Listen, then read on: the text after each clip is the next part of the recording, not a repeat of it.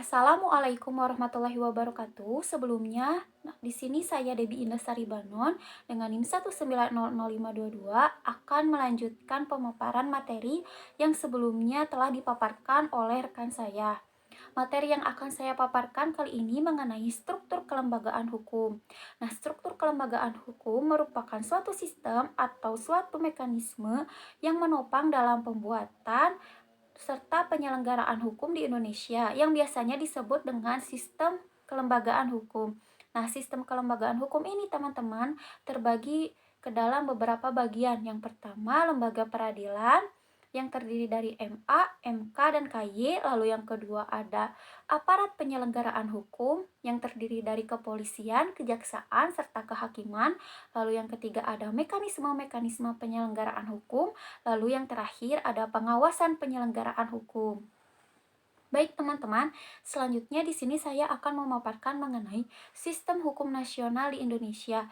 Dapat kita lihat ya teman-teman, dalam penyelenggaraan hukumnya sendiri, Indonesia ini menganut sistem hukum Eropa kontinental, yang mana suatu putusan peradilan itu berdasarkan kepada peraturan perundang-undangan. Maka dari itu, dalam hal ini dapat kita lihat bahwa negara yang menganut sistem hukum Eropa kontinental ini memposisikan suatu konstitusi itu berada yang paling tertinggi dalam hierarki perundang-undangannya.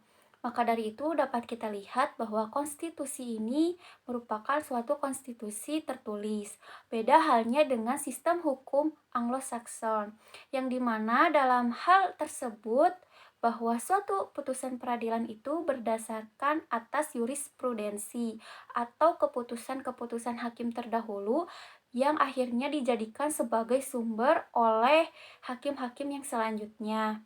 Nah, dalam sistem hukum Anglo-Saxon ini, negara menempatkan konstitusi itu tidak seperti yang paling tertinggi. Ia lebih memfokuskan kepada suatu kebiasaan-kebiasaan masyarakat, sehingga dapat kita simpulkan bahwa sistem hukum Anglo-Saxon ini merupakan konstitusi yang tidak tertulis.